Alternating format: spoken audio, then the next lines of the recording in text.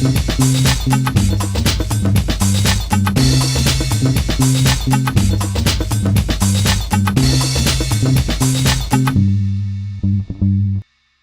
were the Beatles, there were the Rolling Stones, and then, beginning in 1970 and on through the 1980s, there was Queen.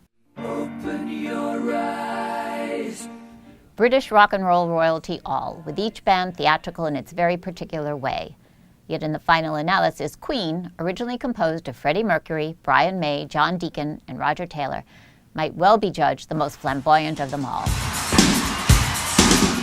Among the most successful stadium rock bands in the world, with such hits as We Will Rock You, We Are the Champions, Bohemian Rhapsody, Another One Bites the Dust, Radio Gaga, and the list goes on and on. The band enjoyed mega sales for years. So where do you start if you want to create some sort of jukebox musical about the group? In 2000, Ben Elton, the popular English comedian, author, playwright, actor, and director, was approached to write the book for just such a musical. His concept, inspired by George Orwell's mind control classics, the computer-controlled dystopia of the science fiction film The Matrix, and a bit of Arthurian legend, with an electric guitar replacing the sword, took the form of a futuristic romp about a group of bohemians living on the I-Planet, where commercial conformity is the operative principle, and where Gaga kids watch the same movies, listen to the same computer-generated music, wear the same clothes, and are inculcated with the same thoughts and opinions. Yeah.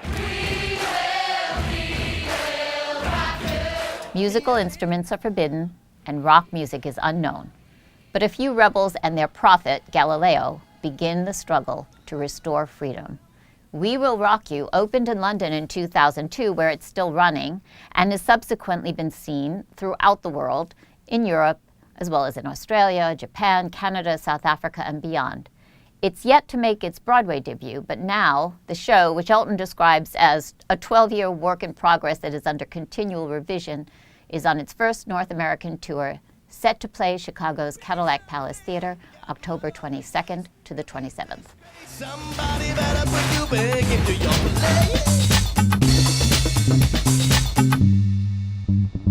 When Nicolas Aguado and Luciano Dominguez opened Cremeria La Ordeña in a small corner store in the Southwest Side's West Elsdon neighborhood, they weren't sure what they'd be selling besides Mexican dairy products.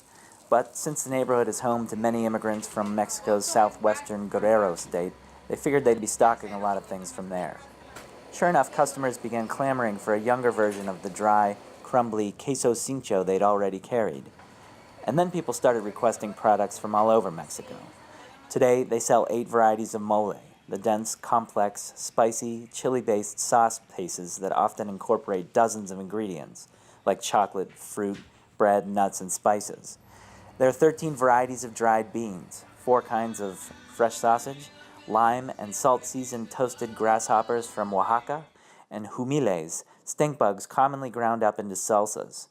You can find dried guaje seeds, great with eggs, and packets of large, thin tlayudas for making what the gringos call Oaxacan pizza. It's a stunning inventory, but La Ordeña remains primarily a cremeria, and the partners have cultivated an unmatched selection of dairy products. Apart from the 2 cinchos, there's queso menonita from Durango, there's crumbly cotilla from Michoacan, goat milk queso de cabra from Greece, spreadable cremosito from Wisconsin, ricotta-like requesón, and stringy Oaxacan cheese made in Kentucky. If there's an obscure Mexican ingredient you can't find, it's likely that they can.